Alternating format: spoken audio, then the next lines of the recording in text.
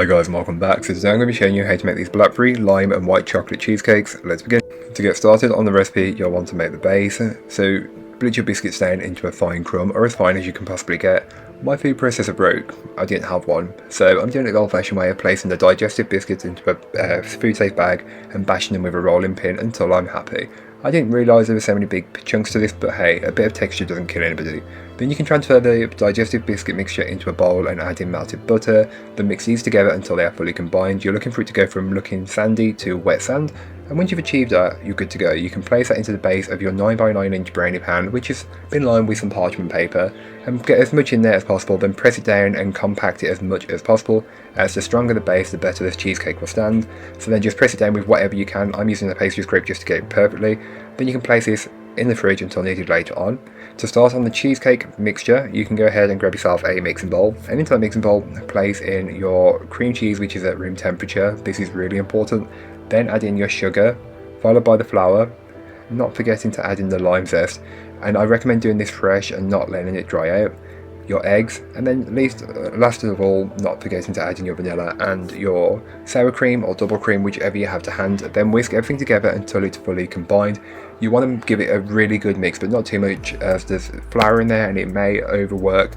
So just enough until it looks something like this. Then give the bowl a good scraping down, and this is just to incorporate any bits that may not have been fully worked in from earlier on. So don't forget to scrape the very top and bottom of the bowl.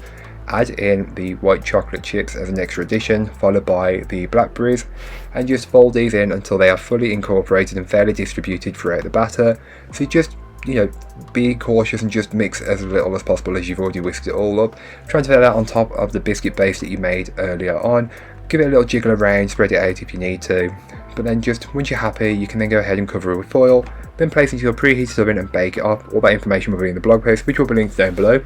So then the following day, once the cheesecake was cooled and been placed in the fridge for overnight, so for me that was about 6 to 8 hours, but I recommend leaving it as long as you possibly can. Then you can go ahead and cut it up into as many or as few pieces as you would like. This is going to be quite a sweet treat, so I cut mine into smaller portions as this was being shared with more people. So I cut mine into 16 squares, but feel free to cut it into more or less. Chill in the fridge until needed once we've made the topping. So adding the topping is the last addition, because this can only be, once you add the topping, it has to be used within 24 hours. So for the whipped cream, just take a mixing bowl, place in your double cream, icing sugar and vanilla extract, then whisk until you reach stiff peaks, being careful to not take it too far, as otherwise it will have a granular mouthfeel which won't be pleasant on the mouth when you're eating it.